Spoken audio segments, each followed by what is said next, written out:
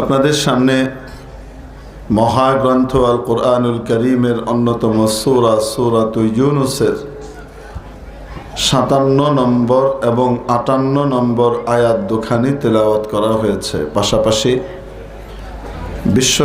নবীজি মুহাম্মদুর রাসূলুল্লাহ সাল্লাল্লাহু আলাইহি ওয়াসাল্লামের লাখো হাদিসে মুবারাকার মধ্য থেকে একখানা হাদিস শরীফ পাঠ করা হয়েছে। আয়াতে কারিমায় আল্লাহ জাল্লা শানুহু আমাদেরকে কি মেসেজ দিলেন সেটা বোধগম্য হওয়া, সহজ হওয়ার জন্যে ভূমিকা, মুকদ্দিমা, উপক্রমণিকা স্বরূপ সামান্য কিছু কথা আরজ করে মূল কথায় চলে আসব।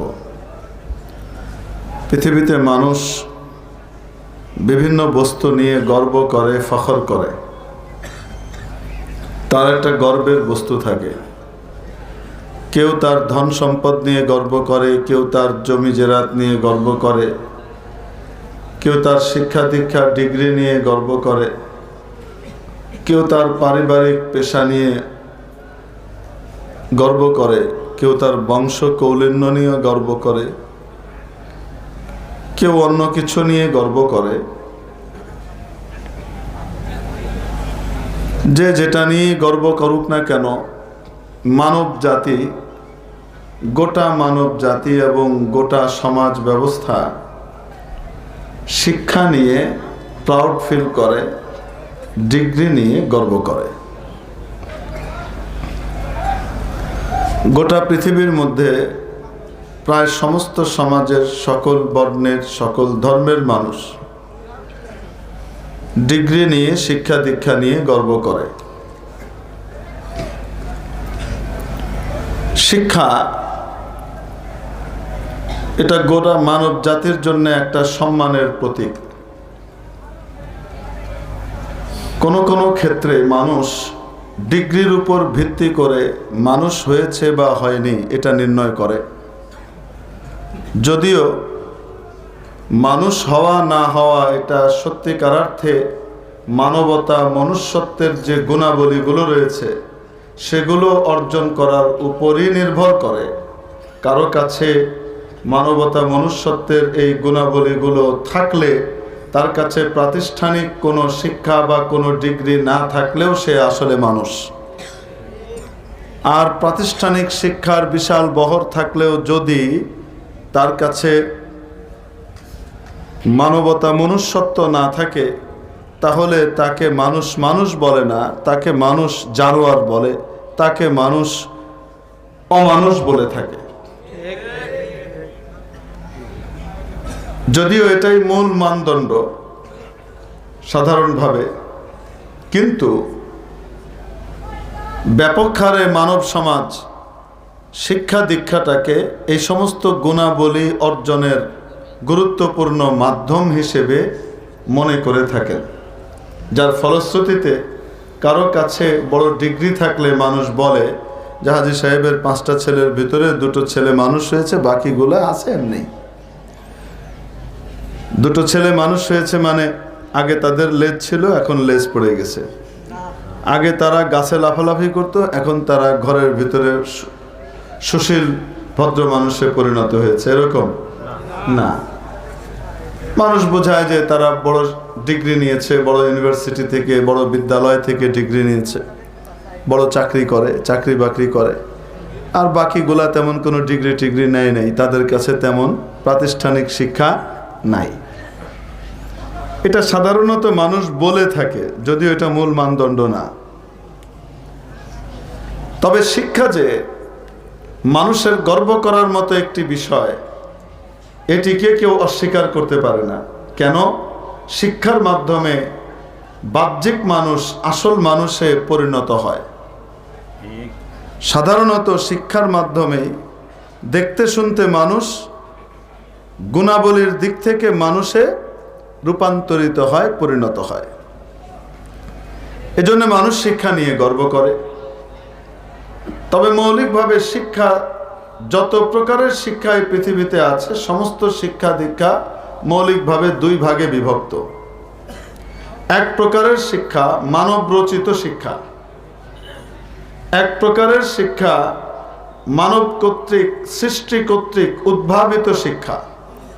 এক প্রকারের শিক্ষা মানুষের গবেষণা লব্ধ শিক্ষা। এক প্রকারের শিক্ষা মানুষের অভিজ্ঞতার আলোকে অর্জিত শিক্ষা। আরেক প্রকার শিক্ষা হলো স্রষ্টা কর্তৃক, মহান রব্বুল আলামিন কর্তৃক সরাসরি প্রদত্ত নবীর মাধ্যমে আসা শিক্ষা। সৃষ্টি কর্তৃক উদ্ভাবিত শিক্ষা ভুল ভ্রান্তির ঊর্ধ্বে নয়, বরং প্রায় এর মধ্যে ভুল ভ্রান্তি দেখা দেয়। বিজ্ঞানের গবেষণা চলছে, চলবে, কিন্তু কোনো বিজ্ঞানী একথা বলতে পারেন না আমার গবেষণাকৃত যে ফলাফল এটাই এক্ষেত্রে চূড়ান্ত ফলাফল, এটার মধ্যে আর কোনো পরিবর্তন কোনো দিন আসবে না, 100-200 বছর পরে এর মধ্যে কোনো অ্যামেন্ডমেন্ট ঘটবে না, সংশোধনী আসবে না, এরকম কোনো বড় বিজ্ঞানী নিজেও কোনো দিন দাবি করেন। তিনি জানেন আমার এই গবেষণাকে ভবিষ্যতে কেউ ভুল প্রমাণিত করতে পারে, এর মধ্যে আরো পরিশোধন আসতে পারে। যেহেতু মানুষের জ্ঞান, মানুষের মেধা, মানুষের বুদ্ধি, সৃষ্টির জ্ঞান, সৃষ্টির মেধা, সৃষ্টির বুদ্ধি অসীম নয়, সসীম, সীমাহীন নয়, সীমিত, তাই তার এই সীমিত জ্ঞানের পরিসরের ফলাফলের মধ্যে ভুল ভ্রান্তির আশঙ্কা প্রকট হারে বিদ্যমান থাকে, ঠিক কিনা? বেশি দিন তো যায় নাই, এই তো করোনাকালীন সময় পার করছি আমরা, বলেন না কেন? 2 বছর হলো মাত্র, তাই না? এই 2 বছরের ভিতরে এই করোনাকে নিয়ে চিকিৎসা বিজ্ঞান কয়বার ডিগবাজি মেরেছে আর সহু সেজদা দিয়েছে বলেন তো দেখি। হ্যাঁ, মুরব্বীরা সবাই বলছেন অনেকবার, কেউ বলছেন বহুবার, শব্দ ভিন্ন হলেও মর্ম এক, ঠিক কি ঠিক না? এই কয়দিন আগে হুড়োহুড়ি করে, ঠেলাঠেলি করে, ধাক্কাধাক্কি করে, দিন রাত লাইনে দাঁড়িয়ে থেকে, রোদ বৃষ্টি ঝড় সব কিছুকে উপেক্ষা করে, হ্যাঁ, ভদ্র ভদ্র মানুষরা কুনোকুনি করে, গুঁতোগুতি করে টিকা নিলাম। কেন? টিকাওয়ালারা বলছিলেন, যারা টিকা সরবরাহ করছেন, বহির্বিশ্বের বড় বড় বিজ্ঞানীরা, তারা বলছেন এই টিকা নিলে করোনা সাহেব আর ধরতে পারবে না, আজরাইল আলাইহিস সালাম আর কাছে আসবে না। এটা বলে না, কিন্তু করোনা ধরতে পারবে না এটা কয়। আর যদি কাউকে করোনা ধরেও তাও তেমন কিছু করতে পারবে না, কারণ টিকা আছে, ঠিক কিনা ভাই? জানের ভয় কার নাই, মৃত্যুর ভয় কার নাই? আপনাদের না থাকতে পারে, আমার তো আছে, সবারই আছে, ঠিক কি ঠিক না? তো সবাই চায় আরো কিছুদিন বাঁচি, আরো কিছুদিন নেক আমল করি, আরো কিছুদিন জান্নাতটাকে আরো বড় করে তৈরি করার সুযোগ পাই, এই ইচ্ছেটা তো সবারই হয়, ঠিক কি ঠিক না? তো মরতে তো তাড়াতাড়ি কেউ চায় না, এজন্য এত ঠেলাঠেলি করে মৃত্যু নিরোধক, সাময়িক মৃত্যু নিরোধক, প্রতিরোধক টিকা নিলাম, যে করোনার মাধ্যমে আর আসতে পারবে না। নিয়ে টিয়ে সারার পরে এখন নিউ ডিগবাজি আবার আসছে। সেটা কি? আফ্রিকা শরীফ থেকে এক মেহমান তাশরিফ আনছেন, নাম আপনারা সবাই জানেন, কি নাম? উনি আসার পরে এখন বলছে যে আমাদের যে টিকাগুলা এই ওমিক্রনের ডিজাইন চিনে না, এই টিকা যা নিয়েছে যা অকার্যকর, ওমিক্রন যে কোনো সময় হামলা করতে পারে, অতএব আগে যেমন আল্লাহর কাছে সেজদা দিয়েছিলাম, এখন আবার নতুন করে দিয়ে শয়তানি করার সুযোগ এখন হয় নাই, টিকা মিকায় কাজ হচ্ছে না। তবে আরেক দল বলল মানুষ তো হতাশ হয়ে যাবে, এই সমস্ত কথা কেন না, তো কি করবে? সত্যটাকে একটু ঘুরায় বলেন, বলেন কোনোটা কাজ করবে না, তবে মডার্ন আর বুস্টার ডোজটা কাজ করতে পারে। কদিন পরে কেউ যে বুস্টারটা সিস্টার আর ফস্টার হয়ে গেছে।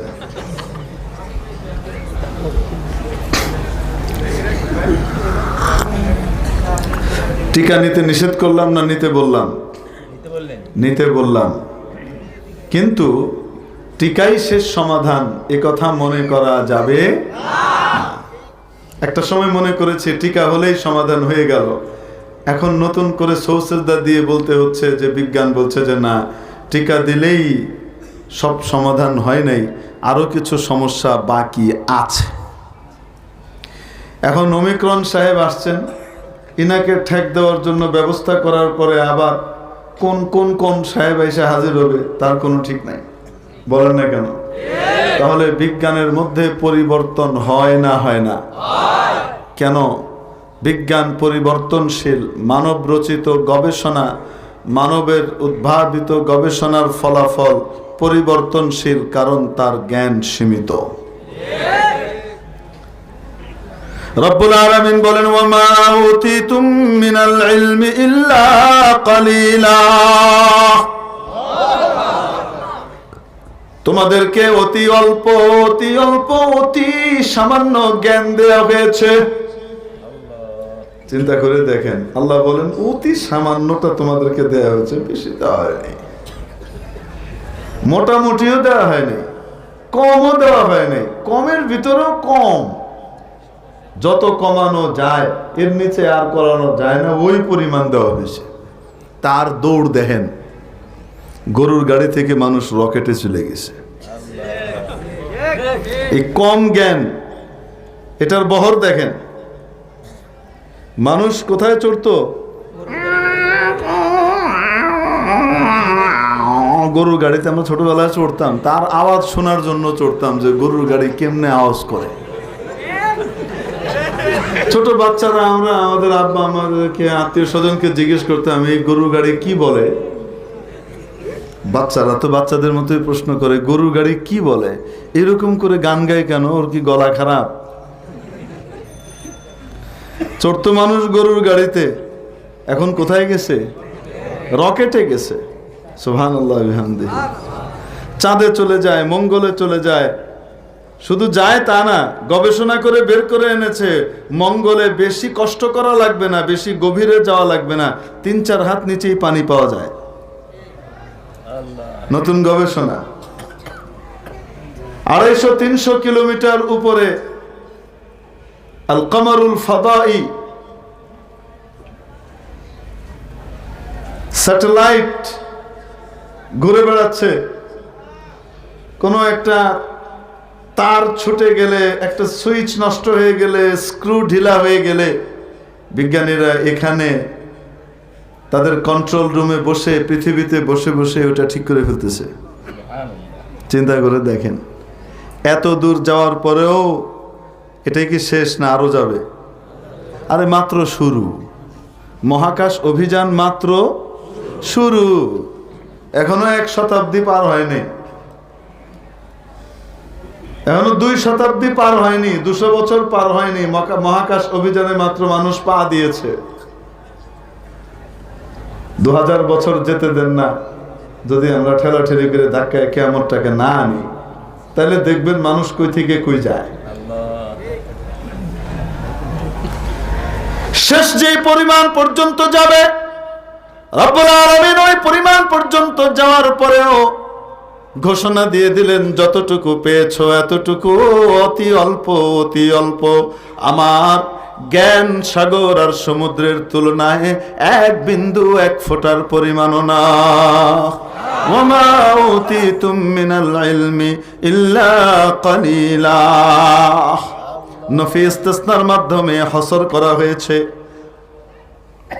মা উতিতুম ইল্লা, তোমাদেরকে দেওয়াই হয় নাই, মিনাল ইলম, কোনো জ্ঞানই দেওয়া হয়নি, ইল্লা কালিলা, যত সামান্য। একদম না দিলে তোমাদের মনটা খারাপ হয়ে যাবে, তাই কইলাম কিছু দিছি। এর দৌড় দেখেন। মানুষের জ্ঞান অতি ক্ষুদ্র, অতি অল্প। বুদ্ধি সীমিত হওয়ার কারণে ভুল ভ্রান্তির আশঙ্কা সম্ভাবনা বিদ্যমান। অপরদিকে স্রষ্টা প্রদত্ত জ্ঞান রব্বুল আলামিনের দান করা কোরআন, যে কোরআনের কারণে আজকে আমাদের বাবুরা মাথায় সম্মাননার পাগড়ি পড়েছে, ঠিক কিনা? আজকে তাদের মাথায় সম্মানের পাগড়ি পরানো হয়েছে কেন? এটা একটা প্রতীকী সম্মান। আখিরাতে তাদেরকে এক এক আয়াত পড়তে বলা হবে আর বলা হবে পড়তে থাকো, চড়তে থাকো, ধীরে ধীরে সুন্দর করে পড়তে থাকো আর চড়তে থাকো। এক একটা ধাপ দুনিয়া থেকে, জমিন থেকে আসমান পর্যন্ত দূরত্বের এক এক মঞ্জিল, এক এক তালা চড়বে, প্রতি তালাতে চড়বে আর সেখানে তার জন্য আরামায়েশের নাজ নেয়ামতের বিবি সাহেবার ব্যবস্থা থাকবে। সাক্ষাৎ হবে, হুড়ুহুড়ি করে তাড়াতাড়ি বররত করে পড়ে ফেলবে না। কামা কুনতা তুরাত্তিলু, যেমন তুমি থেমে থেমে ধীরে ধীরে সুন্দর করে পড়তে। কারি সাহেবরা যে পড়েন দেখেন না, বড় করে পড়েন,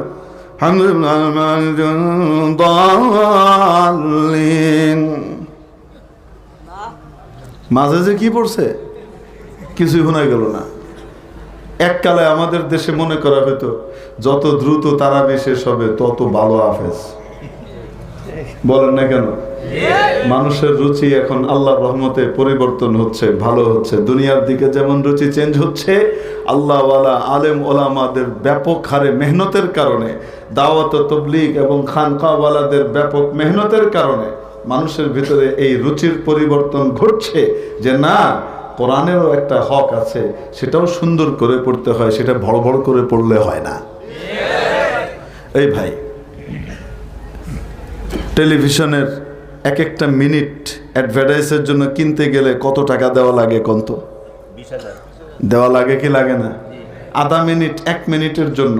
সেটাও আবার ভাগ হয় কোন সময়, পিক টাইমে, যে সময় সবাই দেখে ওই টাইমে নিচ্ছেন, নাকি সবাই ঘুমায় থাকে উঠতে থাকে ওই সময় নিচ্ছেন। এগুলোরও হিসাব আছে না নাই? এক এক মিনিটের কত দাম টেলিভিশনের, এক একটা মিনিটের। সেখানে সংবাদ পাঠক এবং সংবাদ পাঠিকা চাইলে আরেকটু দ্রুত পড়তে পারে না? কর না কেন? এই যে একটা লয় আছে, যে লয়ের উপরে পড়ে, লয় আছে না? হ্যাঁ। বিগত 22শে ডিসেম্বর রোজ বুধবার বাদ আসর থেকে জামিয়া মোহাম্মদিয়া শামসুল উলুম কবরস্থান মাদ্রাসা ও এতিমখানার উদ্যোগে সাভারে একটি বিশাল মাহফিলের আয়োজন করা হয়। সেখানে গণ্যমান্য বহু মানুষের উপস্থিতি পরিলক্ষিত হয়েছে। আল্লাহু আকবার। আস্তে আস্তে এই টাইপের করে কয়নি, কয় না, কয় না? এটাকে আরো দ্রুত কইতে পারে না? গত 22শে ডিসেম্বর 2021 বুধবার বাদাসা জামিয়া মোহাম্মদিয়া শামসুল উলুম কবরস্থান মাদ্রাসা কর্তৃক ওখানে একটা বিরাট মাহফিল আয়োজন হয়েছে। পারেনি, পারে না? হ্যাঁ, আমার প্রধানমন্ত্রী শেখ হাসিনা আজকে বিজয় দিবস উপলক্ষে তাড়াতাড়ি সকালে ফজরের আগে আগে গিয়ে ওখানে স্মৃতিসৌধে পুষ্পস্তবক অর্পণ করে এসছেন। বলতে পারে কি পারে না? বলে। কেউ এরকম করে পড়লে তার সংবাদ কেউ শুনবে? কেউ এরকম করে পড়লে তাকে চাকরিতে কেউ রাখবে? কত দাম টেলিভিশনের এক একটা সময়, তাহলে একটু সময় বাঁচাইতে পারলে কত লাভ, আরো কত পয়সা ইনকাম করা যায়। কিন্তু এভাবে করা হয় না কেন? একটা স্ট্যান্ডার্ড গতি আছে। দুনিয়ার সাধারণ সংবাদ পাঠক আর পাঠিকার কাছে যদি সংবাদ পঠনের একটা স্ট্যান্ডার্ড গতি থাকতে পারে ইন্টারন্যাশনালি, আসমানের মালিক জমিনের মালিকের কিতাব মহাগ্রন্থ আল কোরআন, এই কোরআন এর তেলাওয়াত কিভাবে হবে, কিভাবে পড়তে হবে, তার একটা গতি আছে না? ভরভর ভরভর করে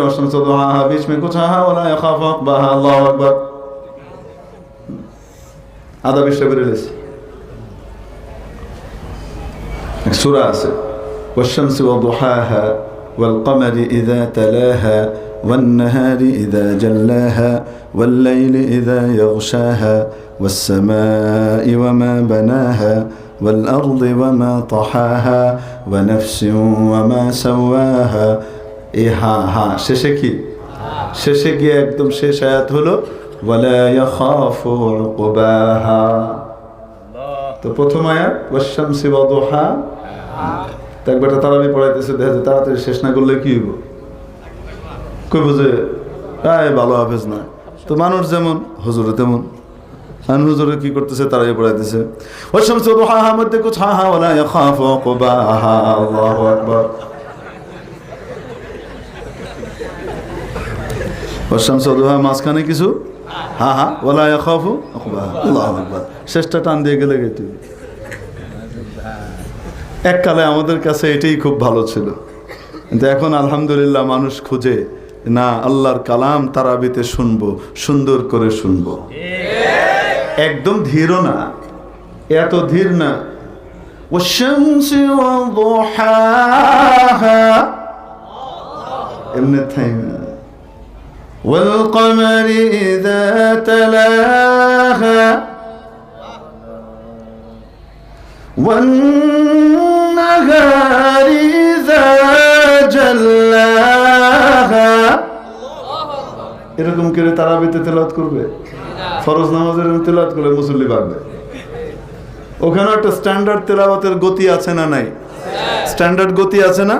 হারাম শরীফে, হারামাইন শরীফাইনে যে তেলাওয়াত করে, এটা একটা স্ট্যান্ডার্ড গতি, এই গতিতে তেলাওয়াত হবে। বুঝাতে পারি নাই? হ্যাঁ, ওই দেশের অনেক ঝামেলা, ঝামেলার সমস্যা আছে, কিন্তু হারামাইন শরীফাইনের ইমাম সাহেবদের তেলাওয়াতের গতি এখনো ঠিক আছে আল্লাহর রহমতে, ও এনে হাত দেয় নাই। বুঝাতে পারিনি মনে হয়। তো অনেক সময় এইরকম করে ভর করে পড়ে মানুষ চলে যায়, কারণ এখানে তারাই পড়ে, আবার আরেক জায়গায় যেমন লাগবো ডবল তারাই পড়াবে।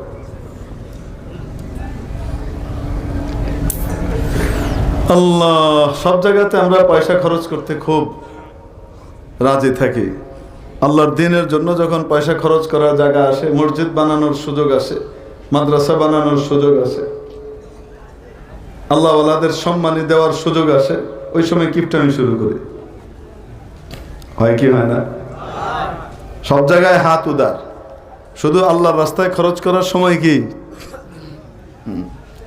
একবার মুয়াজ্জিন সাহেব আজান দিতেছে ফজরের সময়, এখন এক মুসল্লি আগে আগে চলে আসছে, তো সে হুজুর কিভাবে আজান দেয় এটা দেখার জন্য খুব আগ্রহ করে হুজুরের রুমে ঢুকে গেছে।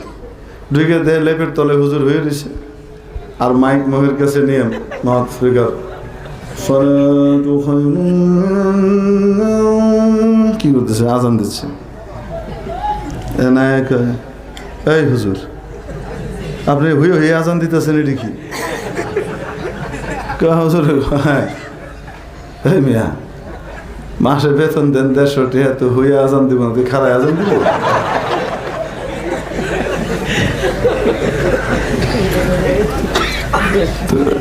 আস্তাগফিরুল্লাহ, মনে করেন না এটার জন্য এটা জায়েজ হয়ে গেছে, যে কম বেতন তাই হয়ে আজান দেওয়া এটা জায়েজ হয়ে গেছে। না, এটা নয়। আমার উস্তাদে মুহতারাম ছিলেন হযরত শেখুল হাদিস আল্লামা কুতবুদ্দিন সাহেব রহমতুল্লাহ আলাইহি। হযরত আল্লামা বানুরী রহমতুল্লাহ আলাইহির খাস খাদেম এবং শাগরিদ ছিলেন, বহুত বড় আলেম ছিলেন সিলেটের। তো হযরত বলেন, একবার জিন্দা ঘটনা, আমাদের ক্লাসে হেদায়া রাবে পড়াতে পড়াতে হুজুর একদিন এই ঘটনা শোনালেন। লাইনে লাইনে কিছু থাকতো, আমাদের কিছু পড়াতেন, প্রতি লাইনে লাইনে একটা করে ঘটনা। আল্লাহ তাআলা ওনাকে যে এত ঘটনা কই থেকে দিয়েছিল খোদাই জানে, বের হইতো না মুখ থেকে। তো হুজুর শোনাচ্ছেন বড় কাটারাতে, যখন উনি কিছুদিন পড়িয়েছেন ওখানে। তো ওই অধ্যাপনার সময় বাসা ভাড়া থাকতেন দূরে এক বাড়িতে। তো সেই বাড়ির মধ্যে দিয়ে রাতের বেলায় মাঝে মাঝে বৃষ্টি হলে টিনের চাল ফুটো ছিল, ওখান থেকে কি পড়তো?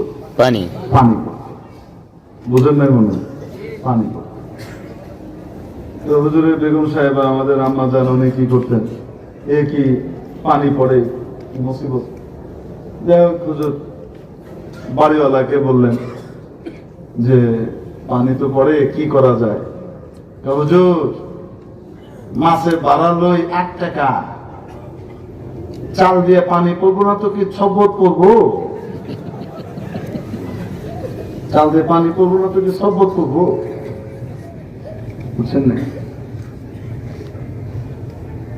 এরকম অদ্ভুত টাইপের উত্তর মাঝে মাঝে মানুষ দিয়ে বসে। ওই যে মুয়াজ্জিন সাহেব যেমন উত্তর দিছে, এমন এক উত্তর চুপ করে বইয়ে থাকা ছাড়া আর কোনো কথা নাই। এই মেয়ে মাসে বেতন দেন 150 টাকা, খারা বই আজন দিব, তুই খারাই আজন দিব। এরকমই মাঝে মাঝে মানুষ উত্তর দেয়। ঘোড়ার রেস হইতো আগে, ঘোড়ার রেস বুঝলেন তো, ঘোড় দৌড় প্রতিযোগিতা হচ্ছিল, রেস কোর্স ময়দান ছিল। ওটা তো এখন গাছপালা দিয়ে ভরে গেছে। আগে ওখানে ঘোড় দৌড়ের জন্য পুরো ওপেন ময়দান ছিল। আমাদের দেশে এই সমস্ত ঐতিহ্য বা সংস্কৃতি লালন করতে ব্যর্থ হলেও ইন্ডিয়াতে ঠিক রেস কোর্স ময়দানকে ওরা ঠিক যেভাবে ছিল সেভাবেই ওরা দিল্লিতে সবচেয়ে দামি জায়গা সেখানে ওইভাবেই রেখে দিয়েছে, কলকাতাতেও রেখে দিয়েছে। ওগুলাকে নষ্ট করে নেই, ওগুলা তাদের ইতিহাসের অংশ। এককালে আমাদের পূর্বপুরুষ এখানে এভাবে করতেন। তা আমাদের এখানে এগুলি রাখার ধান্দা নেই, সব কি কি যে রাহে আল্লাহ হেফাজত করে, এটি আর নাই কিনা। তো রেসকোর্স ময়দানের ভিতরে ঘোড়া রেস হবে, সব মিলে যারা যারা আগে থেকে ঘোড়া লালন পালন করে প্রতিযোগিতায় অংশ নিচ্ছে তারা তো নিচ্ছে, আবার রেডিমেড তাজা ঘোড়াও পাওয়া যায়, ওখান থেকে বিক্রি হচ্ছে। এক ঢাকাইয়া ভদ্রলোক ঘোড়া বিক্রি করছেন। তো যিনি কিনতে গিয়েছেন, ঘোড়াটা কেমন হবে বেচারা ঘোড়া সম্পর্কে তেমন কিছু জানে না আমার মতো। তো জিজ্ঞেস করছে এই ঘোড়া কেমন হবে? First class. ফার্স্ট ক্লাস কিন্তু কি হবে? 1 নম্বরও বার করে দিব, 1 নম্বরও চ্যাম্পিয়ন লয়ে যান। এখন সে ওই বয়ানবাজিতে অভিনয় কিনে লয়েছে। এখন ঘোড়া চ্যাম্পিয়ন হয়েছে ঠিকই, সবচেয়ে পিছন দিক থেকে, সবার পিছনে আস্তে আস্তে হয়ে যায়। তো মনটা খুব খারাপ, এরকম ধোকা দিল আমাদের। তো ধরে লয়েছে ঘোড়া। এই মেয়ে আপনি কি ঘোড়া দিলেন? এই ঘোড়া মেয়ে সবার পিছন পিছন গেল, আমি সবার স্মরণ পাইলাম, লাড্ডা গড্ডা হইল। দোকানদার বলতেছে এই মেয়ে টাকা ডবল দিয়ে যান, এটা ঘোড়া না বাঘের বাচ্চা, সব জিনিসের দাবড়া লেগে গেছে। ঘোড়ার দামে বাঘের বাচ্চা দিচ্ছি মিয়া, টাকা ডবল দেন। মুখের জোর আছে না এরকম অনেক। তো কোরআন শরীফের তেলাওয়াত এরকম ভরভর করে না, সুন্দর করে হতে হয়। হ্যাঁ, সুন্দর করে থেমে থেমে তেলাওয়াত করে। এমনি নরমালি যখন তেলাওয়াত হয় কোরআনে কারীমের তেলাওয়াত দ্রুত হয় না, ধীরে ধীরে সুন্দর করেই করা হয়। আমাদের বাংলাদেশে কারি সাইদুল ইসলাম আসাদ সাহেব আছেন, তারপরে হযরত মাওলানা কারি ইউসুফ সাহেব আহমদ বিন ইউসুফ রহমতুল্লাহ আলাইহি, না কারি আহমদ বিন ইউসুফ জিন্দা আছেন? ইউসুফ সাহেব ইসে মারা গেছেন, মারা গেছে। ওনার ছেলে আছে আহমদ বিন ইউসুফ, জি মাশাআল্লাহ কত সুন্দর তেলাওয়াত করে, থেমে থেমে থেমে থেমে তেলাওয়াত করে, চমৎকার তেলাওয়াত করে। কিয়ামতের দিন হাফেজে কোরআনকে বলা হবে পড়ো, থেমে থেমে সুন্দর করে পড়তে থাকো আর চড়তে থাকো, এক এক আয়াত পড়ো, এক এক তালায় চড়ো। পড়তে পড়তে পড়তে পড়তে যেখানে তোমার পড়া শেষ হবে সেখানেই গিয়ে তোমার স্তর শেষ হবে। হাদিসের মাযামিন থেকে, ফাহওয়া থেকে, আশপাশ থেকে বোঝা যায় প্রতি তালাতে যাবে এবং সেখানে তার জন্য নতুন অভ্যর্থনার ব্যবস্থা থাকবে, নতুন দুলহানের সাথে বিয়ে হবে। দুনিয়াতে বিবিদেরকে যখন বিয়ে করার জন্য স্বামীরা যায়, নামাজ পড়ুক আর চাই না পড়ুক, বিয়ের সময় পাগড়িটা ঠিকই মাথায় লাগায়, ঠিক না কেন? ঠিক। প্রতি তালাতে যেহেতু এক একটা করে বিয়ে করতে থাকবে আর চড়তে থাকবে, আর এভাবে উঠতে উঠতে উঠতে উঠতে এত উপরে উঠবে যেভাবে তাকাইতে গেলে মাথার টুপি পিছন দিয়ে পড়ে যাবে। আল্লাহু আকবার। হাফেজে কোরআন তার মর্যাদা এইভাবে বাড়বে, সেদিন উঠবে। আর ওই সময় এই যে সম্মাননা পাবে, এটারই প্রতীক হিসেবে দুনিয়াতে হাফেজ হওয়ার পরে তার মাথায় কি দেওয়া হয়? পাগড়ি দেওয়া হয়, যে তুমি পাগড়ি করে লো, বিয়ে করে রোগী আখেরাতে। মেরে মুখতারাম দোস্ত বুজুর্গ বলছিলাম, দুনিয়ার জ্ঞান বিজ্ঞান যেহেতু মানব রচিত, মানব জ্ঞান প্রসূত, মস্তিষ্ক প্রসূত, মানুষের মস্তিষ্ক, মানুষের জ্ঞান, মানুষের মেধা যেহেতু সীমাবদ্ধ, অসীম নয়, সসীম, তাই তার জ্ঞানে ভুল হওয়ার সম্ভাবনা থাকে। পরিবর্তন চলতেই থাকে, ঠিক কিনা? এই জন্য তার জ্ঞানের মধ্যে ভুল ভ্রান্তি হয়। এর বিপরীতে স্রষ্টার জ্ঞান যেহেতু অসীম, সর্বব্যাপী, রব্বুল আলামিন যে কোরআনে কারীম নাযিল করে দিয়েছেন, আজ থেকে 1450 বছর আগে প্রায় কোরআন অবতীর্ণ হয়েছে। একটা সূরা তো দূরের কথা, একটা সূরা তো দূরের কথা, একটা আয়াত দূরের কথা, একটা শব্দ দূরের কথা, একটা অক্ষরেরও পরিবর্তন ঘটে নাই।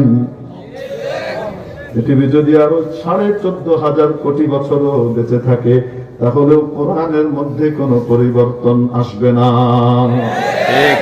নির্ভুল গ্রন্থ, নির্ভুল জ্ঞান, যেই জ্ঞানের কিতাবের সূচনাতেই রব্বুল আলামিন জানিয়ে দিয়েছেন, আলিফ লাম মিম, আল্লাহু আকবার। যালিকাল কিতাবু লা রাইবা ফীহ। আল্লাহু আকবার। এমন মহা সম্মানিত কিতাব, যার মধ্যে সন্দেহ তো দূরের কথা, সন্দেহের বিন্দু মাত্র অবকাশ নাই। ঠিক। নির্ভুল জ্ঞানের নাম কোরআনের জ্ঞান। কোরআন বিবর্জিত জ্ঞান যত বড় জ্ঞানের মাধ্যমেই আসুক না কেন, কোরআন বিবর্জিত জ্ঞান নির্ভুল নয়, ভুলযুক্ত জ্ঞান, ঠিক কিনা? এক প্রকারের জ্ঞান মানুষকে জানোয়ার থেকে জানোয়ারই বানায়, অন্যান্য প্রাণীদের কাতার থেকে তাকে বের করে আনতে পারে না। আরেক প্রকারের জ্ঞান মানুষকে ফেরেশতার উপরে নিয়ে যায়। ঠিক। অক্সফোর্ড থেকে বিশাল ডিগ্রি নিয়ে আসা ভদ্রলোক, ক্যামব্রিজের বড় বিজ্ঞানী, হার্ভার্ডের অনেক বড় শিক্ষিত মানুষ, বড় ডিগ্রিধারী, গোল্ড মেডালিস্ট বিজ্ঞানী, বড় জ্ঞান অর্জন করে এসেছে, কিন্তু অবস্থা কি হয় বলবো নাকি? বলেন। আপনাদের দেশে গরু বাছুর নাই? আছে। ছাগল নাই? আছে। এরা খাওয়া দাওয়া করে, জি, পেশাব পায়খানা করে। করে। যখন পেশাব আসে তখন গরুগুলা সুন্দর করে বসে, জি। তারপরে মুতে। কিভাবে? বসা থাকলেও খাড়ায় যায়। সিংহ বলেন, বাঘ বলেন, যাই বলেন, পেশাব লাগলে বসা থাকলেও কি হয়? দাঁড়িয়ে যায়। ঠিক কি ঠিক না? ঠিক। দাঁড়িয়ে দাঁড়িয়ে পেশাব করা মানুষের কালচার না জানোয়ারের কালচার? জানুয়ারি কালচার। আরো আসতে বলেন। জানুয়ারি কালচার। দাঁড়িয়ে দাঁড়িয়ে পেশাব করা মানুষের কালচার না জানোয়ারের কালচার? জানুয়ারি কালচার। যদি আগে কেউ করে থাকে, আজকের মাহফিলের পর থেকে আর করব না, কারণ মানুষ জানোয়ার হয়ে যায়। ঠিক কি ঠিক না? বড় বড় ডিগ্রি অর্জন করার পর হার্ভার্ড থেকে, ক্যামব্রিজ থেকে, অক্সফোর্ড থেকে, ঢাকা ইউনিভার্সিটি থেকে, বুয়েট থেকে, কুয়েট থেকে, চুয়েট থেকে, রুয়েট থেকে, ডুয়েট থেকে, গুয়েট থেকে, নামটা ওই ডুয়েট চুয়েট রুয়েট যখন শুরু করে তখন গাজীপুরটা ওইটাই আসছিল, ছাত্র আন্দোলন, এই গুয়েট নাম, তখন এটা সংশোধন করে কি করা হয়েছে, ঢাকা, তখন ডুয়েট হয়েছে। যেখান থেকে বড় ডিগ্রি অর্জন করি না কেন, এত বড় বড় ডিগ্রি লাভ করার পরেও আসার পরে ইন্টারন্যাশনাল এক একটা এয়ারপোর্টের মধ্যে যে দেখেন বড় বড় ডিগ্রিধারীরা অনেকেই দাঁড়িয়ে দাঁড়িয়ে করে, কি করে না? এই এত শিক্ষা দীক্ষার ডিগ্রি টুগ্রি নেওয়ার পরেও মানুষ এসে এখনো হাত জামা কম না কেন, এখনো হাত জামা। জানোয়ারের কালচার থেকে বের হইতে পারে? আপনাদের দেশে গরু বাছুরকে যখন খাবার দেওয়া হয়, দেওয়ার পরে বলেন তো দেখি, বসে বসে খায় না, লাফ দিয়ে দাঁড়িয়ে যায়? দাঁড়িয়ে খাবে। খাওয়ার সময় আবার সবটুকু চেটে পুটে পরিষ্কার করে খায় কেন? একটুখানি বাকি আছে, ওটাকে চেটে পরিষ্কার করে একদম কিচ্ছু বাকি রাখে না, একদম সাফ সুতরা করে, আশপাশে কিছুই ফেলে না, এটা দস্তরখান বিছায়, এটা ম্যাট বিছায়, তারপর খায়। কি করে? নাকি কি করে? নিজের কিছু ছড়ায়, এদিক ফেলে, আদা খায়, আদা ফালায়, আদা থুয়ে রেখে চলে যায়। এটাই হলো তাদের কাটস, কাউ কাটস, খাও কালচার। গরুর কালচার কি? কিছু খাবে, কিছু ফালাবে, পুরাটুকু খাবে না। কেন? পুরাটুকু খাইলে তার মান সম্মান চলে যাবে, সে যে গরু এটা প্রমাণ হবে। আমাদের দেশে বড় বড় ডিগ্রি অর্জন করার পরে, বিরাট সুশীল হওয়ার পরে, এক এক বিয়ে বাড়িতে যাওয়ার পরে কি করে কন্ত দেখি? বলেন না কেন? মানুষের মতো খায় না? কেমনে খায়? হ্যাঁ, গরু টাইপের খায় না? এক কামড় দিছে, দুই কামড় দিছে, রানটা ফেলে রেখে দিয়েছে। কেন? আমরা একটু চেটে পুটে খাই। আমরা কি না খাওয়ার সমাজ নাকি? আমরা জীবনভর সবসময় খাই, এই জন্য খাওয়ার প্রতি আমাদের যত আগ্রহ আছে না নাই? আদা খায়, আদা ফালায়, এটাকে দিয়ে মনে করে আমি পশ্চিমাদের মতো জাতে উঠেছি। পাশ্চাত্যের যে কালচার তুমি নিজের ভিতরে আমদানি করে নিয়ে আসলা, তোমার মা বাবা যে তোমাকে কিছু ভদ্রভাবে খাওয়া দাওয়া শিখাইছিল, এটার থেকে তুমি ডিগ্রি নিয়ে পাশ্চাত্যের কালচার নিয়ে এসে যে স্তরে তুমি উঠলা, এটা কি মানুষের স্তরে উঠলা না গরু আর জানোয়ারের স্তরে গেলা? ইসলামের কৃষ্টি কালচার বাদ দিয়ে যদি কেউ অন্য কালচারের মধ্যে সভ্যতা খুঁজে, তাহলে মানুষের সভ্যতা পাবে না, গরু বাছুরের সভ্যতার দিকেই যাবে। ওটা একটা সভ্যতা, গরু সভ্যতা। ঠিক বলেন না কেন? অপরদিকে ইসলাম পেশাব পায়খানা থেকে শুরু করে, খাওয়া দাওয়া থেকে শুরু করে, রাষ্ট্রনীতি থেকে শুরু করে, ক্ষুদ্রাতি ক্ষুদ্র বিষয় থেকে শুরু করে উচ্চ পর্যায়ের সমস্ত বিষয়ের কালচার এবং সমাধান ইসলাম মানব জাতিকে শিখিয়েছে, ঠিক কিনা? নবীজি শিখাচ্ছেন, ও মানুষ, যখন তুমি পেশাব করতে যাবে, দাঁড়িয়ে দাঁড়িয়ে পেশাব করবে না। পেশাব করতে বা পায়খানা করতে গেলে, প্রয়োজন পুরো করতে গেলে সকলের সামনের লেজটা উঠে যেমন গরু সারে ওরকম করতে যেও না। তোমার একটা ভদ্রতা আছে, সভ্যতা আছে, দৃষ্টির আড়ালে যাও, কেউ যেন তোমার জায়গাগুলা দেখতে না পারে। এখানে গিয়ে বাম পা দিয়ে ঢুকবা না ডান পা দিয়ে? ভিতরে গিয়ে ঠিকঠাক মতো বসো, বসে কাজ শেষ করো, তারপরে ঢিলা কুলুপ নাও, তারপরে পানি ব্যবহার করো, যেন তোমার হাতের ভিতরে সরাসরি ময়লা না লাগে। সুবহানাল্লাহ বলবেন না? সুবহানাল্লাহ। কিন্তু ইউরোপিয়ানরা, আমেরিকানরা হাগামতাও জানতো না, হাগামতাও জানতো না। ছিল ফইরা, আমাদের মধ্যে হবে ছিল ফইরা। আমাদের ছেলেরা পড়ে, কি পড়ে? 1760 খ্রিস্টাব্দে ইংল্যান্ডের শিল্প বিপ্লবের সূচনা হয়। কি হয়? ইংল্যান্ডের শিল্প বিপ্লবে কত? 1760 সালে। আমাদের বাচ্চারা পড়ে, স্কুল না কলেজে পড়ে, মুখস্থ করে, এগুলো উত্তর দেয়। কেমনি শিল্প বিপ্লবের সূচনা ইউরোপে হলো সেটা একবারও ভেবে দেখে না। 1757 সালে তোমার দেশের স্বাধীনতা খর্ব করে, তোমার দেশের সম্পদ এখান থেকে লুটপাট করে ওখানে পাচার করে, তারপরে ডাকাতির মাধ্যমে তারা শিল্প বিপ্লবের সূচনা করে। তোমার খবর নাই।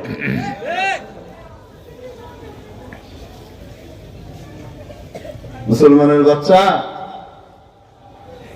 কোন দেশপ্রেমিক মানুষ তার দেশকে যদি ভালোবাসে, তার দেশের স্বাধীনতার ইতিহাস কাছেরটা, দূরেরটা, আরো আগেরটা সবটুকু সে পড়বে, শুধু আদা পড়বে না।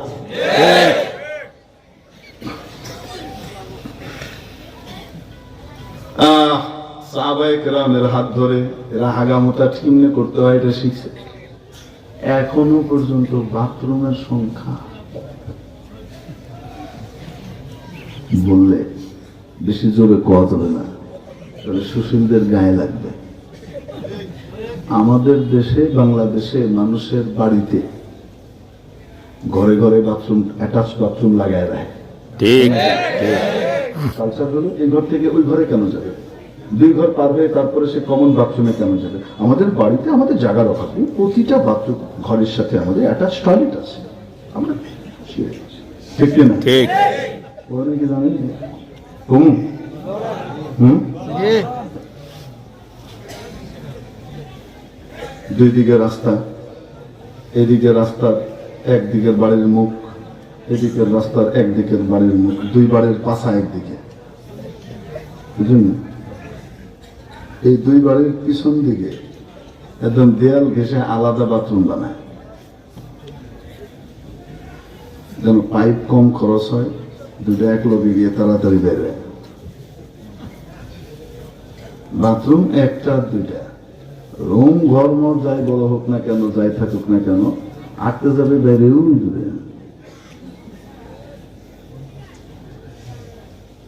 এইটুকু জানতো না, এই যে যতটুকু বললাম একটুকু জানতো না। ইসলাম এদেরকে শিখিয়েছে। ঠিক। সাহাবা একরামের সংস্পর্শে এসে, তাবেঈনের সংস্পর্শে এসে এরা সভ্যতা শিখেছে। ও মুসলিম জাতি, নিজের পূর্বপুরুষদেরকে চেনো, তারা গোটা পৃথিবীকে সভ্যতা শিখিয়েছে। ঠিক। মেরে মুহতারাম দোস্ত, নবীজি শিখালেন পেশাব পায়খানা করার প্রয়োজন পড়লে দাঁড়িয়ে দাঁড়িয়ে না, বসে বসে আরো আস্তে, বসে বসে না বসে। বসে বাথরুমে ঢোকার সময় ডান পায়ে না বাঁ পায়ে, বাম পায়ে, বের হওয়ার সময় বাম পায়ে না ডান পায়ে। ডান পায়ে। এতটুকু তারতম্য শিখিয়েছে। মন্দ জায়গা থেকে ভালো জায়গায় আসছো, এটাও একটা পরিচয় রাখো, ডান পা দিয়ে বের হও। সুবহানাল্লাহ। নবীজি শিখিয়ে দিলেন পেশাব করার আগে, পায়খানা করার আগে জানোয়ারের মতো যত্রতত্র করে দেওয়া যায় না।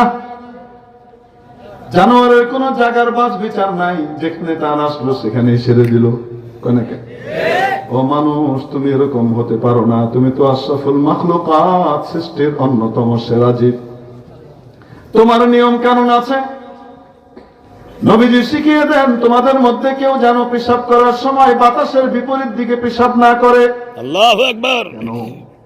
সেটা এসে নাপাক লাগ করে দিবে, ঠিক কিনা? ঠিক। নিচু জায়গায় বসে উঁচু জায়গায় যেন পেশাব না করে। কেন? গড়িয়ে এসে কাপড় চোপড় বা শরীর বা জুতো নাপাক করে দেবে। কোন গর্তের মধ্যে যেন কেউ পেশাব না করে। সুবহানাল্লাহ। গর্তের মধ্যে কারা থাকে? মানুষের বন্ধু না শত্রু? শত্রু।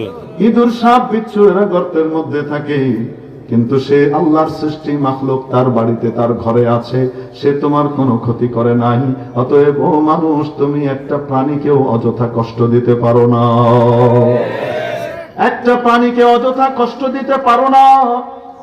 ইসলাম শুধু মানবাধিকার শিখায় না, ইসলাম তো পশু আর প্রাণী অধিকারও শিখায়। এই বুখারীর মধ্যে রিওয়ায়াত আর হাদিস এসেছে, বনি ইসরাইলের আগেকার যুগের এক নাপাক কাজ করা মেয়ে,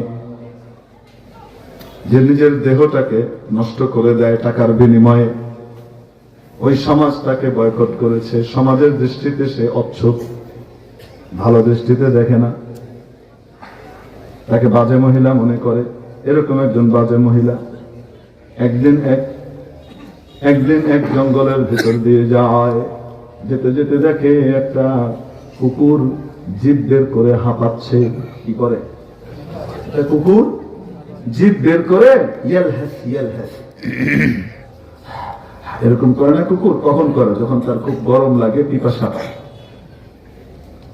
বোঝা গেল কুকুরটা পিপাসার্ত, পাশেই কুয়া, কুয়ার দিকে মহিলা তাকিয়ে দেখে পানি অনেক নিচে, কুকুরের পক্ষে সম্ভব নয় ওই পানি পর্যন্ত পৌঁছে পানি পান করবে। ওই মহিলার, দুশ্চরিত্রা মহিলার হৃদয়ের মধ্যে মায়া আসলো, আমারও স্রষ্টা আল্লাহ, এই কুকুরটার স্রষ্টারও আল্লাহ, স্রষ্টাও আল্লাহ, কুকুরেরও মালিক আল্লাহ। আল্লাহর আরেক মাখলুক কষ্ট পাচ্ছে, এ কথা চিন্তা করে সে কুয়া থেকে পানি উঠানোর জন্য চিন্তা ভাবনা করতে লাগলো, কুকুরকে পান করাবে, কিন্তু কোনো বালতি নাই, কোনো দড়ি নাই, কোনো মগ নাই, কিভাবে উঠাবে? বুদ্ধি করে নিজের পায়ের মোজাটাকে বালতি আর মগের কাতারে ফেললো। মাথায় যে দোপাট্টা ওড়না ছিল ওই ওড়নাটাকে 2 ভাগ করে ছিঁড়ে গিট দিয়ে, তারপরে ওই ওড়নাটাকে দড়ির মতো লম্বা করে ওটাকে দিয়ে ওই মোজা, চামড়ার মোজা বেঁধে তারপরে নিচ থেকে পানি উঠিয়ে কুকুরটাকে পান করিয়েছে। আল্লাহু আকবার। আল্লাহর কুদরত, ওই রাত্রে ওই মহিলার ইন্তেকাল হয়ে যায়। সুবহানাল্লাহ। ওই রাত্রে মহিলা মারা যায়। এলাকার কোন গণ্যমান্য ভালো মানুষ তার জানাজায় আসে নাই। আরে বাজে মহিলা জাহান্নামী, ও জানাজায় কে যায়? দুশ্চরিত্রা, কেউ যেতে চায় নাই। 2-4 জন মানুষ তার জানাজা পড়ে কোনো মতে দাফন করে দিয়েছে।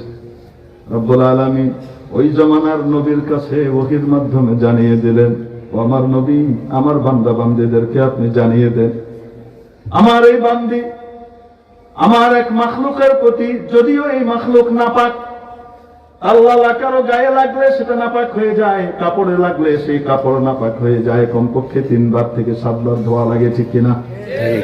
এইরকম একটা জানোয়ার, তারপরেও তার প্রতি সে দয়া করেছে, তার উপকার করেছে, তাকে সে পানি পান করিয়ে খাইয়েছে। অন্য কোনো লোক দেখানোর উদ্দেশ্য তার ছিল না। আমার কাছে তার কাজটা বড় পছন্দ হয়েছে, আমার এই বান্দিকে আমি মাফ করে দিয়ে জান্নাতের ফয়সালা করে দিয়েছি। ইসলাম শিখায়।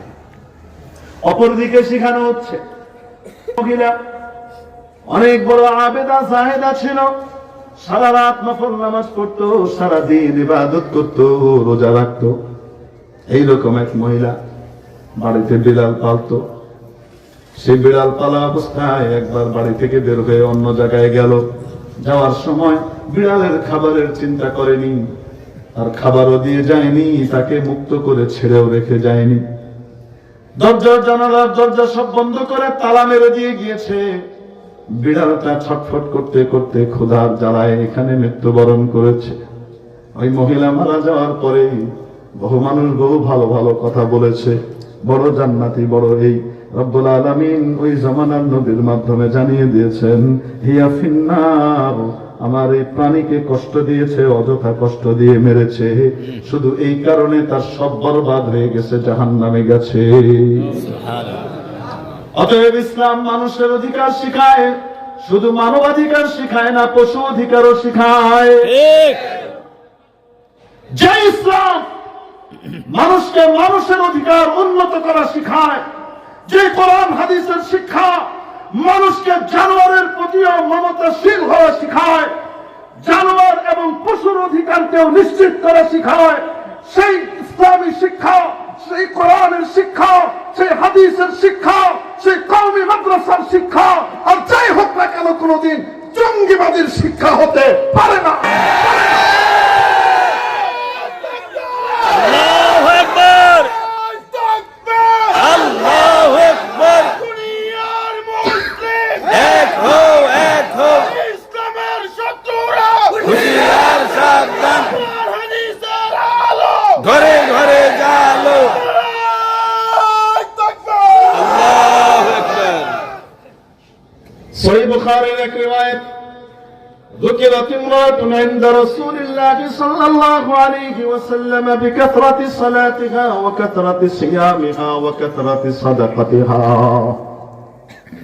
নবীজির দরবারে নেককার নারীর আলোচনা করা হলো।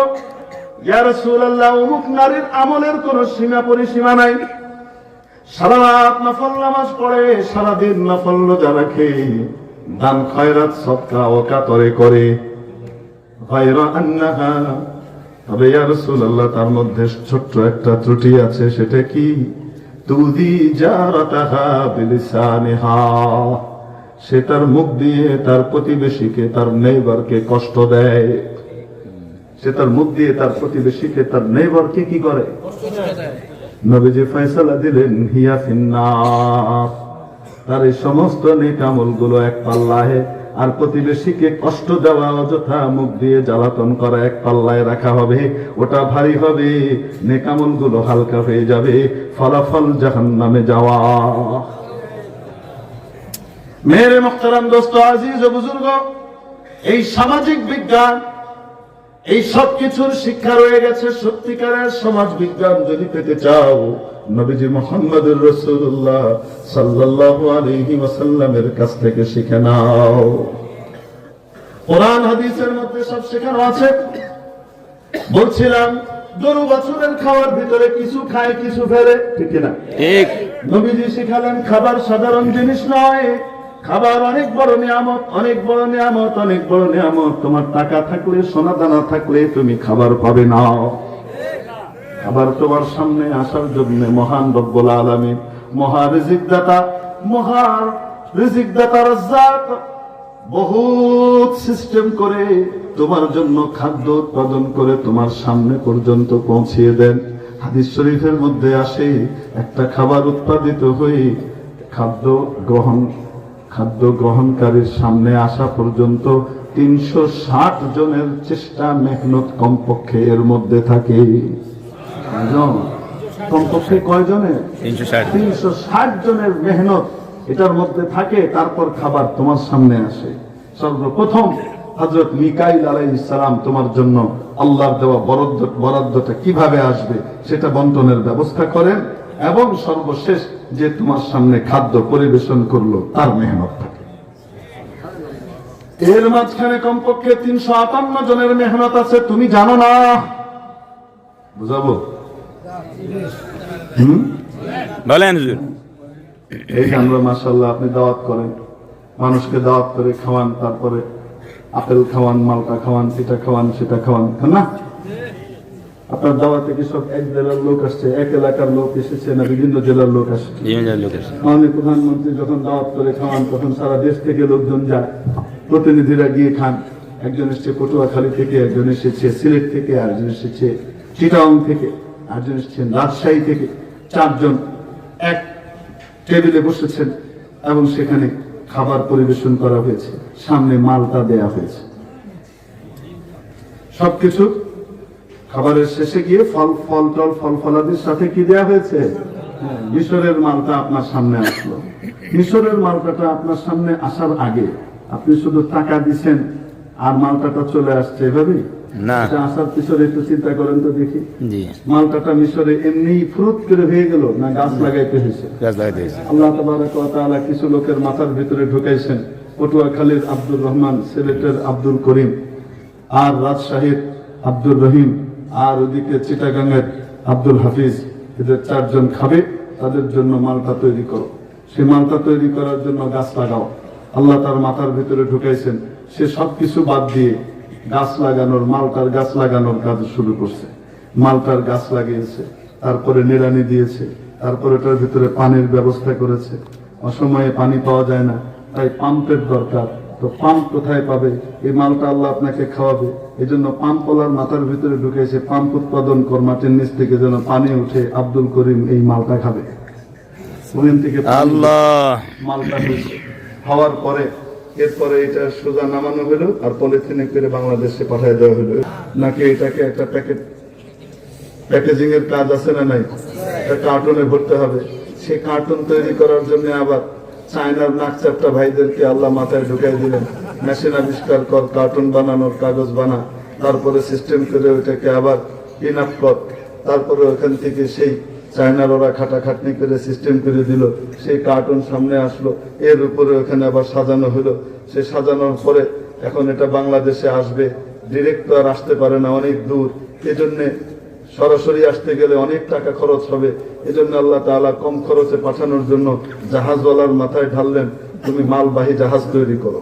সে কতদিন থেকে মালবাহী জাহাজ তৈরি হয়েছে, সেটার ভিতরে ক্যাপ্টেন দৌড়াইতেছে, ক্রু দৌড়াইতেছে, খালাসি দৌড়াইতেছে, কুলিরা দৌড়াইতেছে। আপনার মালটা যেন টাইম মতো মঙ্গলবার দিন আসরের পরে সময় মতো যেন এই টেবিলে আসে, আল্লাহ সিস্টেম করে রাখছেন। ওখান থেকে তারা খাটাখাটনি করা হয়েছে, জাহাজ বানানো হয়েছে। এগুলা রেডি হওয়ার পরে ওগুলাতে করে আসছে, চিটাগাঙে এসে থামলো। মাদারশিপ সরাসরি এখানে ভিড়তে পারে না, এই জন্য আরেক দেশ থেকে আবার ছোট জাহাজে উঠায়া ওখান থেকে এখানে এনে চিটাগাঙে নামানো হলো। পোর্ট থেকে আবার কাস্টমসের কর্মচারীরা কাগজপত্র হ্যান্ডেল করার জন্য সময় মতো যেন এটা কি হয়, ছাড়পত্র পায়, আল্লাহ ঠিকঠাক করে রাখছেন। ওখান থেকে বেরিয়েছে, তারা খাটাখাটনি করে বের করে দেওয়ার পরে ট্রাকের উপরে উঠছে। ট্রাকের ড্রাইভার সাহেব চালায় মালটা সময় মতো আপনার সামনে পৌঁছাইতে হবে। আল্লাহ রিজিক রেখে দিয়েছেন মঙ্গলবার আসরের পরে প্রধানমন্ত্রীর দপ্তরে আপনি খাবেন, ফয়সালা করে রাখছে আল্লাহ, মালটা টাইম মতো আসতে হবে। এখন রওনা হয়েছে, আসার পথে ড্রাইভারের যেন ঘুম না আসে, হ্যাঁ, এটার জন্য আবার প্রতিমধ্যে কিছু চা স্টলের আল্লাহ ব্যবস্থা করে রাখছেন যেন সে থেমে খাইতে পারে চা। ওখানে আল্লাহ তার মাথার ভিতরে দিয়ে রাখছে রাতের বেলায় চা বানা, দিনের বেলায় ঘুমা। সে রাত্রে চা বানাইতেছে আর আপনি চা খাইতেছেন। ড্রাইভার সাহেব খেয়ে যে রওনা হয়েছে, তারপরে আবার আস্তে আস্তে যেন ড্রাইভার সাহেব চা খেয়েও যদি ঘুম চলে আসে সেটা ঠেক দেওয়ার জন্য টাইম মতো যেন আবার আপনার কাছে আসে। অ্যাক্সিডেন্ট হয়ে গেলে সময় মতো আসবে না, এই জন্য আল্লাহ তাবারাক ওয়া তাআলা হেল্পার সাহেবকে দায়িত্ব দিয়েছেন। উনি কিছুক্ষণ পর পর ওস্তাদ ডাইনে, ওস্তাদ বামে, বামে প্লাস্টিক ঘুরে বেড়াইতেছে। করেন না কেন? ঠিক। ফাইনাল ফিনিশিং এ আপনি দেখছেন প্রধানমন্ত্রীর দপ্তরের কর্মকর্তা কর্মচারীরা এটাকে গিয়ে পারচেস করে কিনে নিয়ে আসছে বাজার থেকে। কিনে নিয়ে আসার পরে ওখানকার বাবুর্চি সাহেব বা ওখানে যে সে কাজ করতেছে সে কেটে মোটে সুন্দর করে আপনার সামনে এসে পেশ করে দিচ্ছে। আপনি দেখছেন মালটাটা এমনি খাইছেন, এমনি আল্লাহ ফয়সালা করছে কি? আল্লাহ বরাদ্দ করেছে কে? আল্লাহ। আর মুখে কোন সময় কোন খাবার যেতে হবে, সেই খাবার কিভাবে উৎপাদিত হবে, কিভাবে তার সামনে আসবে, এই সব কিছুর মহা ব্যবস্থাপক জোরে বলুন কে? আল্লাহ। ওয়ামা মিন দাব্বাতিন ফিল আরদি ইল্লা আলাল্লাহি রিজকুহা। এমন কোন বিচরণকারী প্রাণী পৃথিবীতে নাই যার রিজিকের দায়িত্ব আমি আল্লাহ নেই নাই। আল্লাহ তাআলা বলেন শুধু আমি দায়িত্ব নিয়েছি তাই না, ওয়ায়ালামু মুস্তাকাররাহা ওয়া মুস্তাওদাহা। খাবারটা যখন খাবে তখন সে কোন ঠিকানায় থাকবে, এখন কোথায় আছে, সামনে কোথায় থাকবে, কাল সকালে কোথায় থাকবে, এমনকি মৃত্যুর পরে কোন জায়গায় কোন কোন জায়গায় তার শরীরের অঙ্গ প্রত্যঙ্গ গুলো থাকবে, এই সব কিছু আল্লাহ তাআলা জানেন। সুবহানাল্লাহ। এবং রিজিক পাঠাই দিয়েছেন আল্লাহ তাআলা। কালকে সকালে নাস্তা খাবেন আপনি, সেই নাস্তা পাঠাই দিয়েছেন আল্লাহ তাআলা হিমায়তপুর। কিন্তু সকালবেলায় আপনি চলে গেছেন যশোর, আর নাস্তা আপনার এসে দিয়েছে হেমায়তপুর। আল্লাহ তাআলা এই কায়দা করেন না, আপনি যে সকালবেলায় যশোর থাকবেন, রিজিক যশোর এলাকা থাকলে যশোরে গিয়ে পৌঁছাবে, ঠিক কিনা? ওয়ায়ালামু মুস্তাকাররাহা। এই সব কিছুর ব্যবস্থা করেন কে? আল্লাহ। আমি আপনি মনে করি আমি টাকা দিয়ে খরচ করি আর পাই। এই খাবার এমনি তোমার সামনে আসে নাই, এই খাবার মহান রব্বুল আলামিনের পক্ষ থেকে তোমার জন্য অনেক বড় কৃপা, অনেক বড় অনুদান, অনেক বড় দয়া। আসতে বলেন ঠিক। অতএব এই খাবারের অবমূল্যায়ন করা যাবে না, খাবার নষ্ট করা যাবে না, সকলের মধ্যে যেন বন্টন ঠিক মতো হয়, এজন্য ব্যবস্থা করতে হবে। শুধু তোমার টাকা আছে তাই তুমি একাই খাবার নষ্ট করবা তা হবে না, বরং খাবার যেটা নষ্ট করছো এটার জবাবদিহিতা করা লাগবে। ইসলাম শিখায়। মেরে মুহতারাম দোস্ত আজিজ ও বুজুর্গ, বলছিলাম যদি ইসলামী শিক্ষা না থাকে তাহলে মানুষ জানোয়ারের মতো হয়। গরু যেমন আধা খায় আধা ফেলে, এদিক ওদিক ছড়ায়। বড় বড় শিক্ষিত ডিগ্রিধারীরা কোরআনের আর হাদিসের শিক্ষা যদি না থাকে তাহলে আধা খেয়ে আধা নষ্ট করে, কিছু নষ্ট করে কিছু খেয়ে ফেলে চলে আসবে। এক এক বিয়ের দাওয়াতের মধ্যে আমি এখন বিয়ের দাওয়াতে যাওয়া বন্ধ করে দিছি। বড় বড় দাওয়াত হয় না সেনাকুঞ্জে, এখানে সেখানে বড় বড় যে দাওয়াত গুলো হয়, এগুলোর ভেতরে দাওয়াত করলে এখন আমি যাওয়া বন্ধ করে দিছি, কারণ আমি সহ্য করতে পারি না। আর ওখানকার পরিবেশ পরিস্থিতির কারণে সব কথা সব জায়গায় বলাও যায় না, ঠিক বলতেও পারি না, সইতেও পারি না। তো খাইতে গিয়ে আমি যে হেডেক নিয়ে আসি, এক বেলা খায়া 4 বেলা ঘুম নষ্ট। এই পেরেশানিতে কি পরিমাণ করলো এরা, কি পরিমাণ খাবার নষ্ট করলো। যে পরিমাণ খাবার এক এক দিন আমার দেশে, এই গরিব দেশে এক এক দিন এক এক রাত্রে বিবাহের, মুসলমানের ইত্যাদির আয়োজনে, বিশেষ করে বৃহস্পতি শুক্র শনি এবং উইকেন্ড গুলোতে, ছুটির দিনগুলোতে, অফ ডে গুলোতে, এই শীতের মৌসুমে October November December January February March, এই 4-5-6 মাস যেই পরিমাণ খাবার এক এক দিনে নষ্ট হয় এই সমস্ত দাওয়াতে, সেই খাবারগুলো সঠিক ইউটিলাইজ করে আমার বাংলাদেশে একজন মানুষ ক্ষুধার কষ্ট নিয়ে রাতের বেলা ঘুমাতে যেত না। আমরা মনে করি আবার আমার সামনে এসেছে আমি নষ্ট করব, আমার সামনে খাবার এসেছে আমি খাবো না, তাতে কি? আমি অল্প খাবো, দুটো নষ্ট করব, একটা খাবো, দুটো নষ্ট করব, আমার টাকা, I have money। আমি এই কথা মনে করছি তোমার কাছে এটা আমানত হিসেবে দেয়া হয়েছে, কিয়ামতের দিন এটার কড়াই গন্ডায় জবাব নেওয়া হবে। তোমার কাছ থেকে জবাবদিহিতা তলব করার জন্য সে সমস্ত ভুকা নাঙা মানুষগুলো লাইন ধরে আসবে, ইয়া রব্বি আদ্দি হাক্কি, ইয়া রব্বি আদ্দি হাক্কি। ইয়া আল্লাহ, এই লোক খাবার নষ্ট করেছিল, না হলে আমি এর পাশে ডাস্টবিন থেকে আমার বাচ্চা কুড়িয়ে কুড়িয়ে খাবার খেয়েছিল। ইয়া আল্লাহ, এই খাবার নষ্ট করেছে প্রাচুর্যের নামে, এগুলোকে খারাপ করেছিল। আয় আল্লাহ, কুকুরকেও খাওয়ায় নেই, আমাদেরকেও খেতে দেয় নেই, আমাদেরকে খেতে দিলেও সঠিক ব্যবহার করলে আমাদের কষ্ট করে চলা লাগতো না। আল্লাহ, আমার হক নষ্ট করেছে, আমার পাওনাটা বুঝিয়ে দিতে বলেন। এত সহজ না। এমন চাইলে মাঝে মাঝে দেন না, হ্যাঁ, একটা অ্যাক্সিডেন্ট হয়েছে, কয়েকটা গাড়ি ভেঙে দিচ্ছে, বুঝেন নি? একটা অ্যাক্সিডেন্ট করছে, কে অ্যাক্সিডেন্ট করছে, যে গাড়ি অ্যাক্সিডেন্ট করে চলে গেছে তার কোনো ধরা ছোঁয়ার খবরই নাই। বাস খেপে গেলাম, তারপরে 100 গাড়ি ভেঙে ফেললাম। আমরা মনে করলাম বেটাগিরি করলাম, বাহাদুরি করলাম, বিশ্বাস কাজের কাজ করে ফেলছি, একদম গাড়ি ভেঙে সব শেষ করে দিচ্ছে। কার গাড়ি ভাঙছে? কিয়ামতের দিন সে দাঁড়াবে, আর দাঁড়ায় বলবে, ইয়া রব্বি আদ্দি হাক্কি, ওর কাছে আমি পাই আমার গাড়ির কাজ ভাঙছিল, আল্লাহ আমার গাড়িতে আগুন দিয়ে নষ্ট করে দিছিল। সব দাঁড়াবে কিয়ামতের দিন। হুজুর, এই জন্যই তো অন্য গাড়ি ভাঙবি না, বিআরটিসি বাস পোড়াই, সরকারিটা পোড়াই, আর জব দেওয়া লাগবে না। ওই আলাদা আলাদা ভাঙলে তো জনজনে মালিক, 10-12টার কাছে জব দেওয়া লাগবে। আর বিআরটিসি বাস হুদা পুরাই দিছ একটা দাম করে। হ্যাঁ, সরকারি বাসের ভিতরে দুর্নীতি করছো, সরকারি টাকার ভিতরে দুর্নীতি করছো। 18 কোটি জনতা সেদিন খাড়াইবো, আয় আল্লাহ, ওইটার ভিতরে আমার হক আছে, আমার পাওনাটা যত ছোট কম দেন,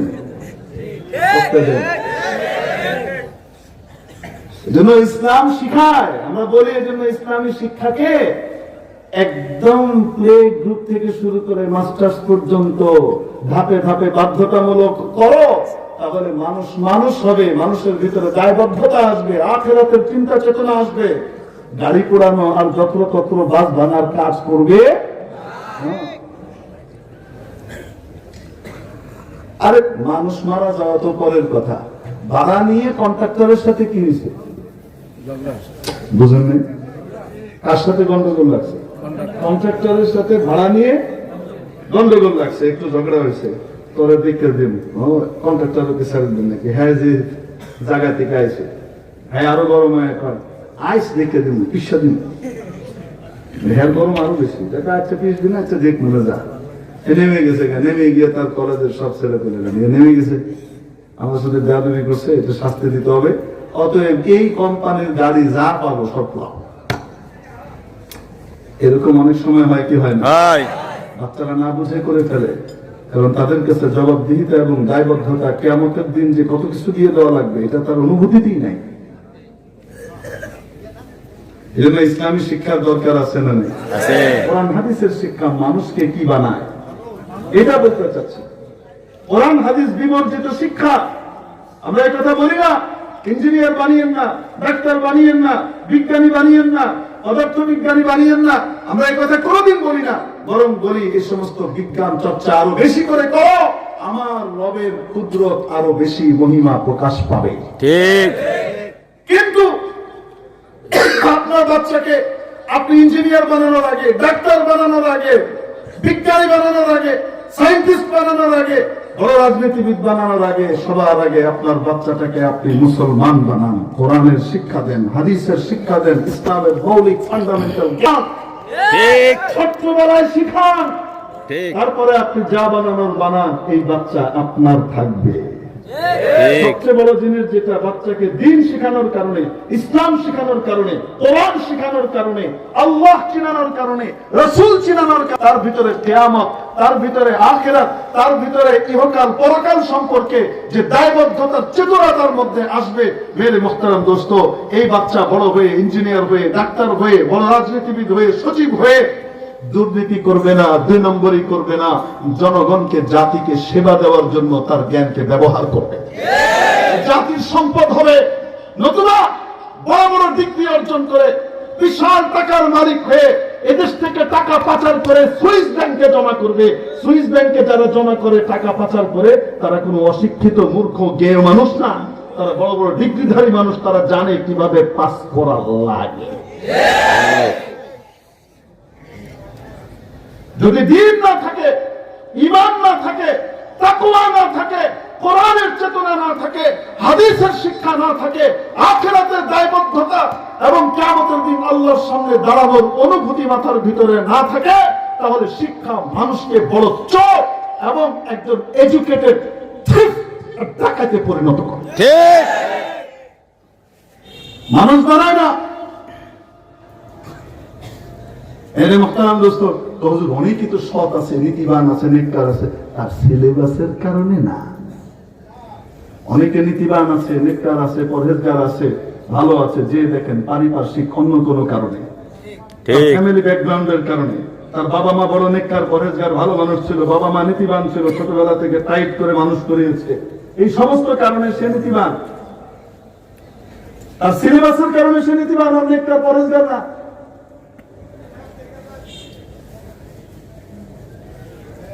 এজন্য আমাদের দেশকে সোনার দেশে পরিণত করার দরকার আছে না নাই? শিক্ষা ব্যবস্থার ভিতরে আগা গোড়া কোরআনে কারীমকে ঢুকানোর দরকার আছে না নাই? কে কে চাই আমরা? ইনশাআল্লাহ। আল্লাহু আল্লাহ আকবার। কবুল করেন। লিল্লাহি তাকবীর। সংক্ষেপে একটা কথা বলে শেষ করে দিই। আমাদের দেশে, আমাদের পৃথিবীতে বিজ্ঞানীদেরকে আমরা দাম দিই না? দাম দেওয়া দরকার আছে, ঠিক কি ঠিক না? প্রত্যেকটা জ্ঞান, মেডিকেল সায়েন্স বলেন, পুরো কৌশল বলেন, অথবা অন্য কোনো ইঞ্জিনিয়ারিং বিদ্যা বলেন, প্রকৌশল বিদ্যা, মেডিকেল সায়েন্স, তারপরে অন্যান্য যে সমস্ত জ্ঞান বিজ্ঞান গুলো আছে, এই সবগুলোর অবদান আছে না নাই?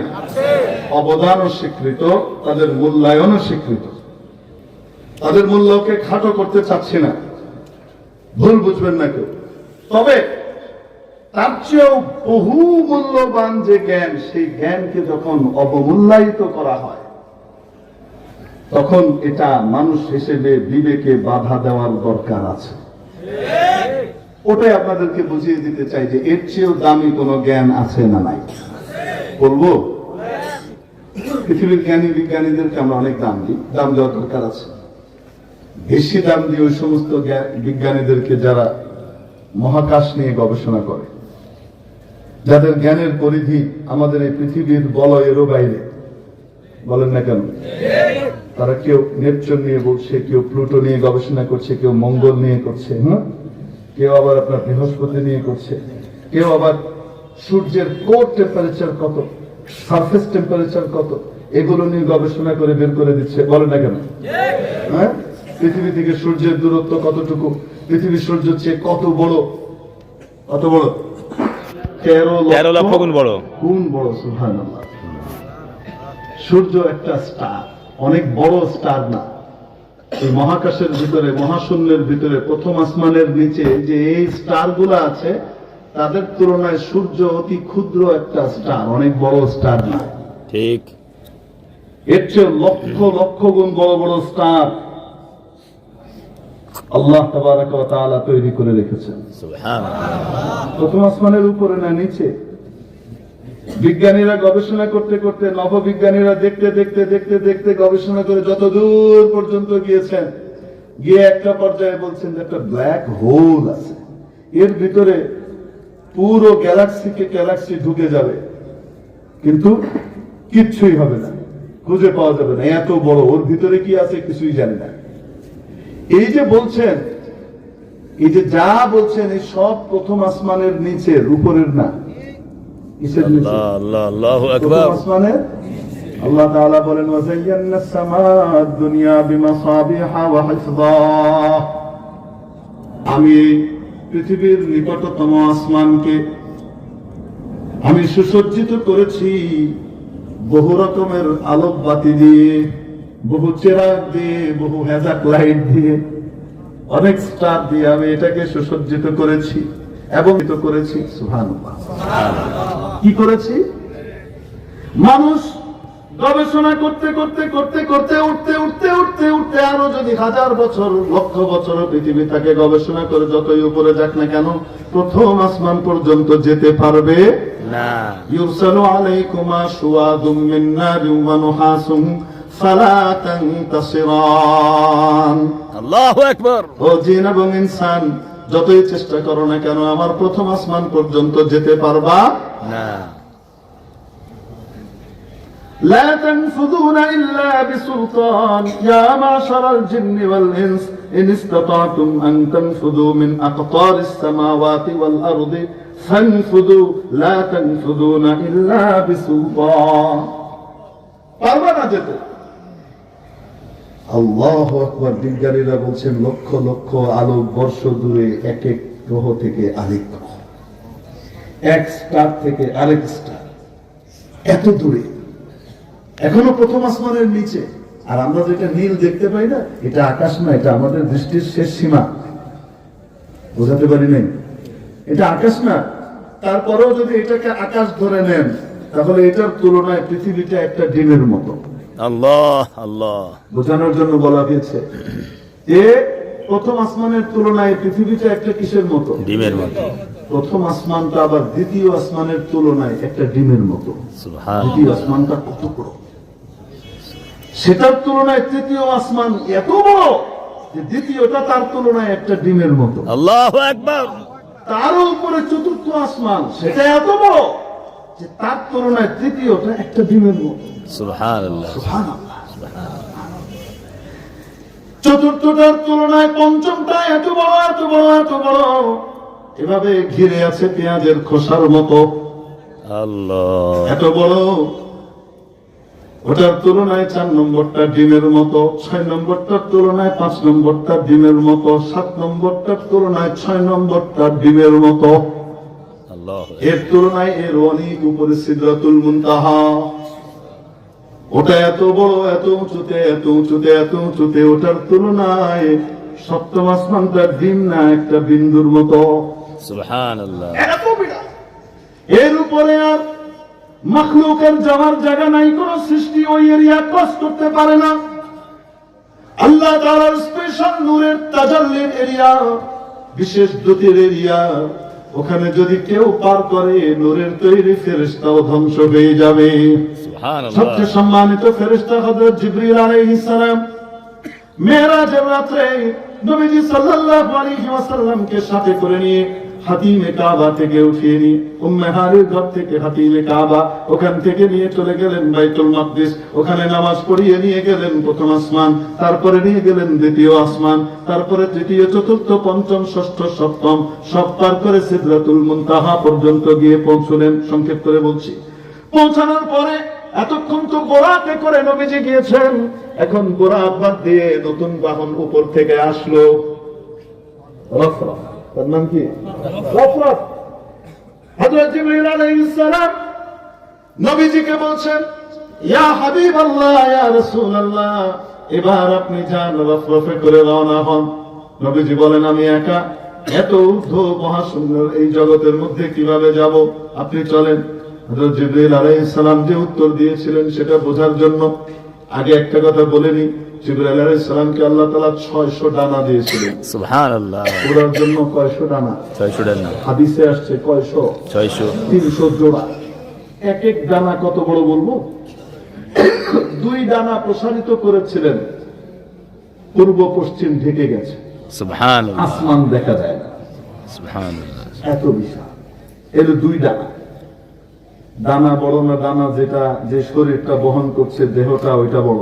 শরীরটা বড়। বলেন না কেন? শরীরটা বড়। মুরগির দানাটা বড়, এটা বেশি ভারী না শরীরটা বেশি ভারী? শরীরটা বেশি ভারী। এই দানাটাকে কি করে? কন্ট্রোল করে। এরকম 600 ডানা। আল্লাহু আকবার। সুবহানাল্লাহ। ওই ডানাগুলোকে যে শরীর বহন করে সেই শরীরটা কত বড়? আল্লাহ আল্লাহ। জিবরিল আলাইহিস সালাম নবীজি সাল্লাল্লাহু আলাইহি সাল্লামকে উত্তর দিলেন, যে উত্তরটা দিয়েছিলেন সেটাকে বিশ্বকবি মহাকবি শেখ সাদী রাহমাতুল্লাহ আলাইহি তার ভাষায় বলেছেন, अगर एक सरे मोय बरतर परम, अगर एक सरे मोय बरतर परम, फरूग तजल्ली बुसूजत परम। আল্লাহু আকবার।